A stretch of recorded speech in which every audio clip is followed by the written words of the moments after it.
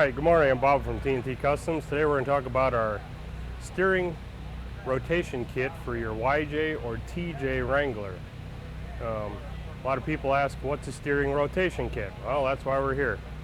So we have our mock-up, obviously not to scale, to show you how your steering box ends up once the kit is installed. So we'll back up. The first thing you do is tear your Jeep down. Bumper's got to come off, sway bar comes off, so you can get to the factory steering box mount. You can all follow along in their instruction handout, and we'll just kind of go through it. So step one, you're going to properly ensure you jack the Jeep up, block it, all of those things. Take the driver's side tire off, bumper, winch, etc. Everything that's in your way. Step two, you're going to remove your steering linkage from the pitman arm. So we're all nuts and bolts at this point. Step three begins a little fabrication work. So you're going to have to remove the factory steering box mount. In a TJ, to give you an example, so this is the finished product.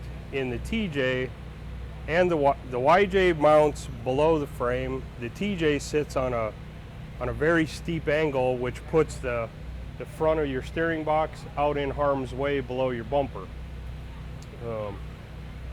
So we have you remove the steering box, remove all of the factory mounting.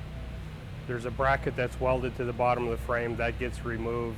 Torch grinder, plasma cutter, whatever you're comfortable with. Once you're done removing, go back through the grinder, clean everything up so it's nice and clean, no sharp edges. Once that's done, your next step is to make a measurement of the outside of your dimension of your frame, because we're going to cut that factory tube out of your frame. It's a large tube with a flat side on it. That has to be removed. That's part of what gets your steering rotated and relocated all in one motion, is to go to our smaller dimension cross tube. So you're going to cut it flush with the inside of the frame on both sides. There's an extra factory brace that's on there. That brace has to be removed. You're going to grind the outside of the frame. The factory tube protrudes through the frame enough where the factory could weld it. You're just going to sand that down, grind it down. So now your frame is prepped. So your next step is to put our plates on, flush with the end of the frame. So you're going to flush them on the end of the frame, flush them on the top of the frame, and clamp them in with a couple of squeeze clamps, C-clamps, whatever you have. Get everything all squared up. Do the same thing on the passenger side, so you'll have all four plates in, and that will show you through the hole in our plate what has to be removed of the factory tube that's in the end of the frame, because you can't get to that. So you're going to remove a part of that. Then you're going to slide our tube through, and if your frame happened to spread, that's okay. Use a ratchet strap to pull it back together, around the frame here, until the tubing protrudes through the frame about 1/8 of an inch on each side. That'll bring you back to factory dimension. Then start tack welding in several places to hold the whole assembly together. Your next step is to set your steering box crush sleeves up. So you're going to slide the top two sleeves, slide right through our plates.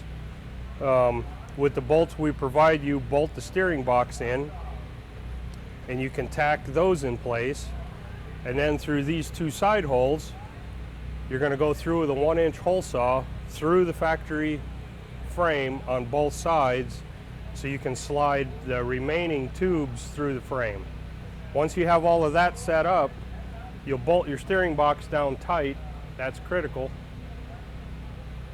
which will square your box to the frame.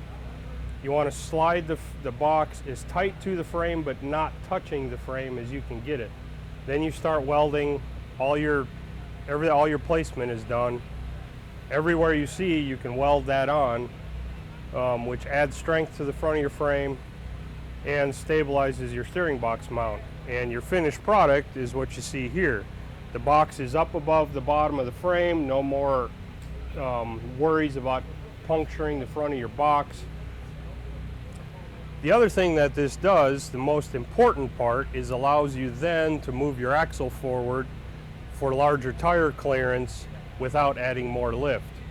If you go on our website, www.tntcustoms.com, you can find all of the corresponding brackets you would need to push your axle forward. We have stretched coil buckets, we have high clearance lower control arm mounts, over the knuckle track bar mounts, high clearance track bar mounts. We have a full array of builder brackets that will allow you to finish the project. But for today, we're just talking about this. So if you looked at your factory TJ, your steering box and pitman arm are like this. So this end here would be where your steering linkage attaches. When we're done, you did that number. You flattened it out and pulled the pitman arm forward in the chassis, which does two things.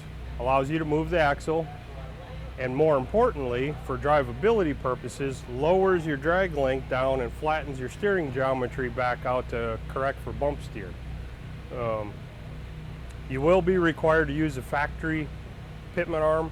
If your Jeep currently has a drop pitman arm, you're going to have to go to your shelf and get your factory pitman arm you put on when you put your lift on, or find a factory pitman arm. They're still available through Jeep.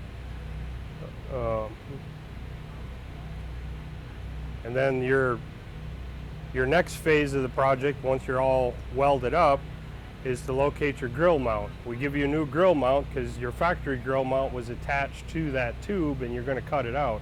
So we provide you a new mount, bolt it back into your grill with the body mounts, and rotate it up until it touches the tubing, and then weld it on, and your grill alignment's back to where it was. And the last step in the process is to rearrange your steering linkage. So we provide you this bearing support and new U-jointed assembly to replace your factory vibration isolator, because the factory was all straight in a line into the box. Well, now we're going to end up like this. So we put an extra U-joint in. We give you the length between the U-joints and the U-joint that fixes your steering box. So when it's all said and done in your chassis, this tab will swing over something about there. Your frame is going to continue up. This welds to the side of your frame to stabilize these opposing U-joints so you don't get whip in the steering. This is critical. You have to put that in. Everything else connects right back. This is the factory piece. It'll get cut down about 6 inches, and it plugs right into this U-joint. If you have an 03 and newer TJ, we highly recommend that you replace your pressure line with a 97 to 02 version. It has better bends because this comes up right underneath the grill. And that, in a nutshell, that's a steering rotation kit.